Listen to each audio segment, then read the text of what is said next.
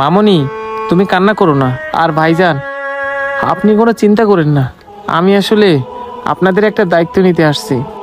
আপনি যদি কিছু মনে না করেন, আপনার মেয়ে মানে সোনার দায়িত্ব আমি নিতে চাই।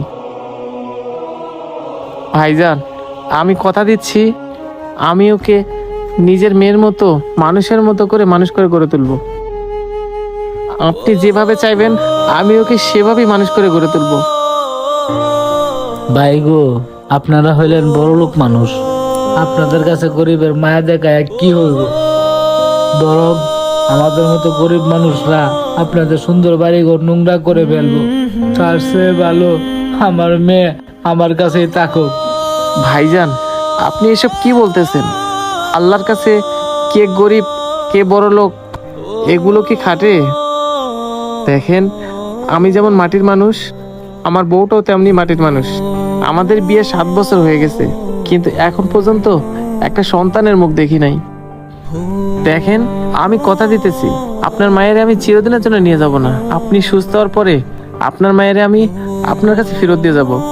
ভাইজান, আপনি এত করে যখন বলতেছেন, আচ্ছা ঠিক আছে, আমার মায়াটার যেন কোনো ক্ষতি না হয়।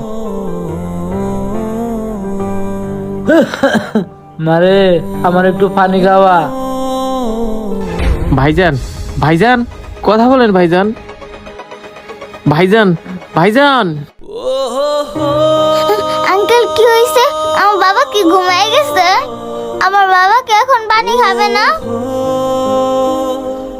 মারে, তোর বাবা চিরদিনের জন্য ঘুমায় গেছে। তোর বাবা আর কোনোদিন ঘুম থেকে উঠবে না।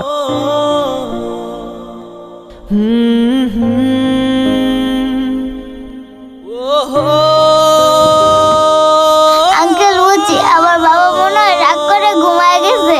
বাবার জন্য যে মাছ মাংস আনিনি, আমি এখনই গিয়ে বাবার জন্য মাছ মাংস নিয়ে আসতেছি। বাবা তুমি রাগ করে দেখো না, আমি এখনই তোমার জন্য মাছ মাংস নিয়ে আসতেছি। বাবা তুমি উঠো, বাবা উঠো। মা, কাঁদিস না রে মা। তোর বাবা আর কোনোদিন মাছ মাংস খাবে না। তোর বাবা আল্লাহর ডাকে সাড়া দিয়ে চিরকালের জন্য চলে গেছে।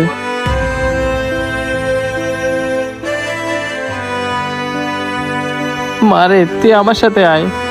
না, আমি এখন যাব না। যাই, একটা মৌলবি ডেকে নিয়ে আসি। বাবা উঠো, কষ্ট করে বাবার জন্য ভাতটা নিয়ে আসছি। বাবার কখন